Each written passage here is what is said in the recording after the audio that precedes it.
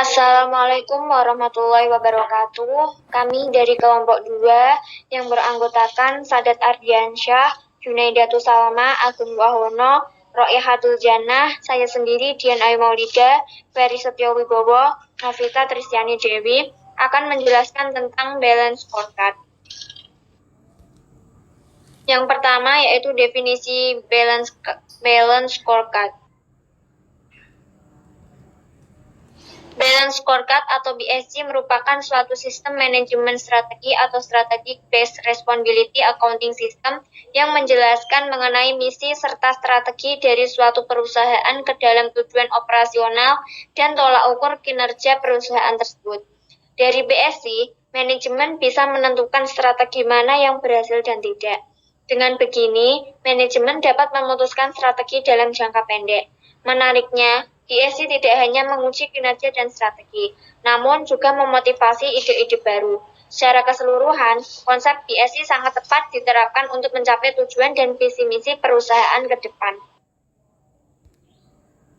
Balance scorecard dikembangkan oleh Dr. Anders Robert Kaplan dari Harvard Business School dan David Norton pada awal tahun 1990. Yang pertama yaitu scorecard atau kartu skor. Digunakan dalam merencanakan skor yang diwujudkan pada masa yang akan datang. Yang kedua yaitu balance atau seimbang, yang artinya dalam mengukur kinerja seseorang atau suatu organisasi harus diukur secara seimbang dari dua sudut pandang seperti keuangan dan non-keuangan, jangka panjang dan jangka pendek, serta intern dan ekstern.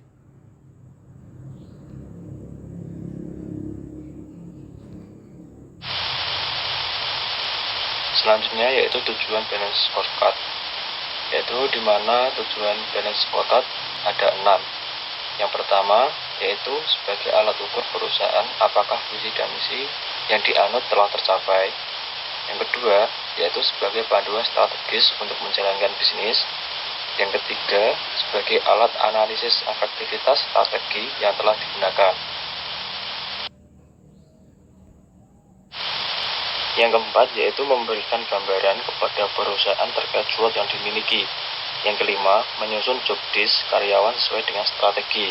Dan yang keenam, yang terakhir yaitu sebagai feedback terhadap shareholder perusahaan. Yang ketiga atau yang selanjutnya yaitu mengenai perspektif balance scorecard. Perspektif balance scorecard atau financial perspektif atau perspektif keuangan erat kaitannya dengan pemasukan dan pengeluaran perusahaan. Dengan kata lain, perusahaan harus mampu mengelola keuangan dengan baik agar keuangan terus stabil.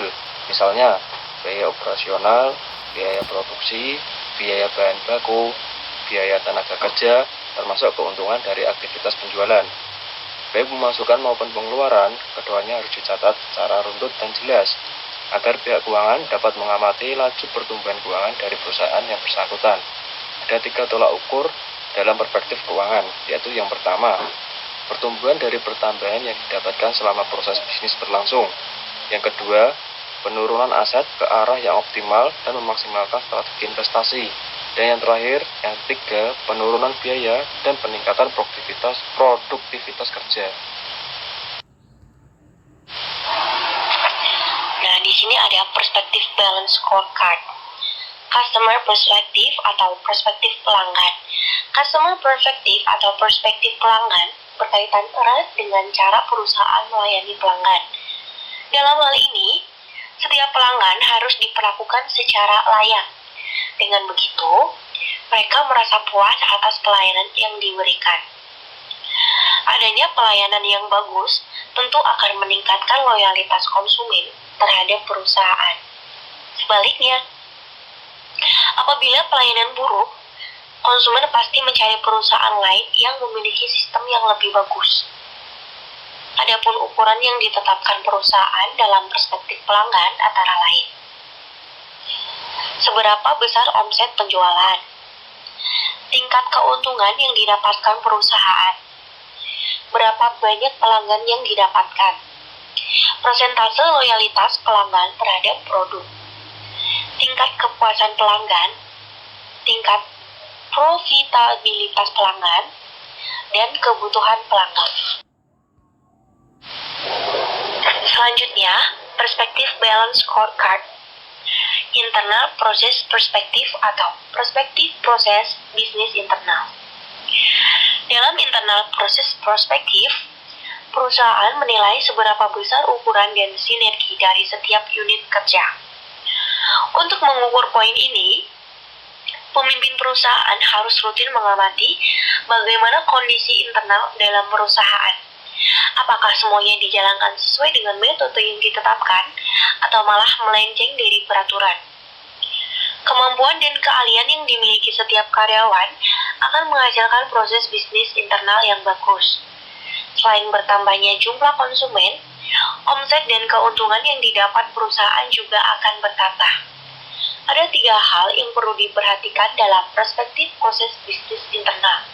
Antara lain, yang pertama, proses inovasi berkaitan dengan ide-ide terhadap produksi barang. Yang kedua, proses operasi berkaitan dengan aktivitas dan rutinitas sehari-hari yang dilakukan bagian internal. Yang ketiga, proses pasca penjualan berkaitan dengan metode pemasaran yang tepat untuk meningkatkan omset penjualan. Perspektif balance scorecard. Learning and growth perspektif atau perspektif pembelajaran dan pertumbuhan. Karyawan menjadi elemen penting yang harus dijaga perusahaan. Tanpa adanya karyawan, proses pertumbuhan dan perkembangan perusahaan akan menghadapi banyak kendala. Karyawan juga berfungsi sebagai pendukung dalam perspektif keuangan dan pelanggan. Karena itu, apa yang direncanakan perusahaan dapat mencapai target yang maksimal. Selain keberadaan karyawan, perusahaan juga perlu memperhatikan sistem dan prosedur kerja yang seperti apa yang perlu diterapkan dalam internal perusahaan. Ada baiknya jika semua elemen terkontrol dan terkoordinasi dengan baik, sehingga timbul keselarasan selama bisnis berlangsung. Ada 3 hal yang dijadikan tolak ukur dalam perspektif ini, antara lain, yang pertama, kapabilitas atau kemampuan karyawan. Yang kedua, kemampuan mengelola sistem informasi. Yang ketiga, motivasi, dorongan, dan garis tanggung jawab.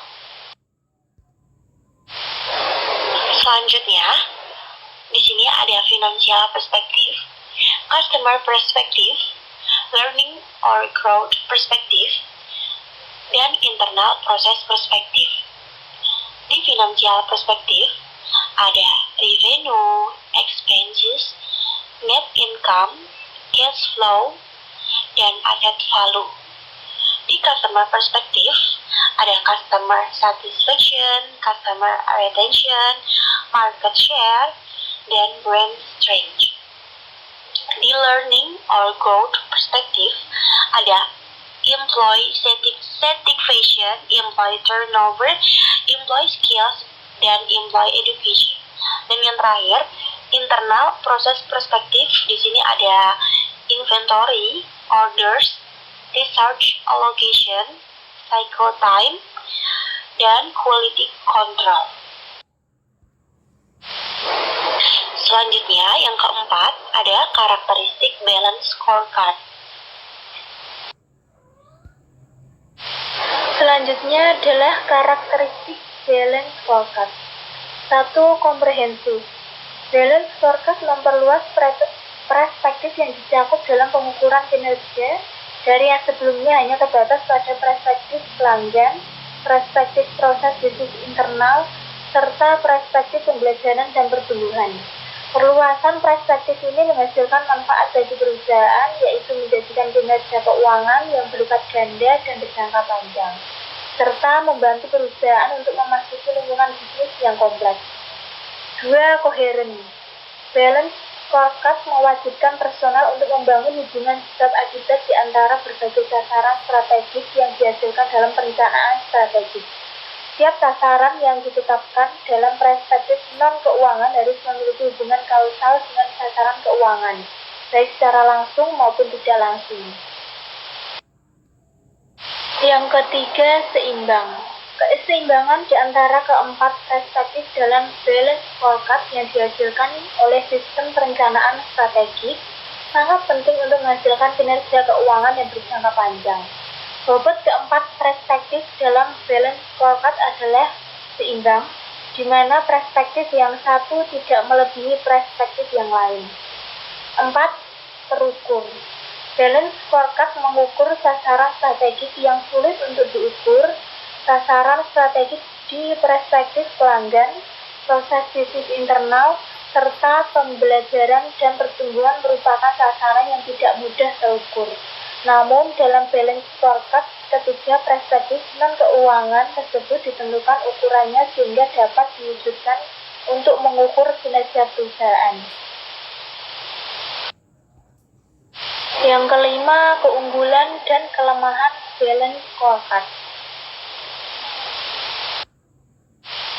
Adapun keunggulan balance scorecard ada 5, yaitu 1. Memotivasi personal untuk berpikir dan bertindak strategis. 2. Menghasilkan program kerja yang menyeluruh. 3. Mendapatkan feedback. 4. Mampu bersifat K2ST. 5. Menghasilkan business plan yang terintegrasi. Kekurangan dari balance scorecard yaitu 1. Korelasi yang buruk antara ukuran perspektif non-finansial dan hasilnya. 2. Terpaku pada hasil keuangan. 3. Terlalu banyak pengukuran. 4. Tidak ada mekanisme perbaikan. 5. Ukuran-ukuran tidak diperbarui. 6. Kesulitan dalam menetapkan trade-off.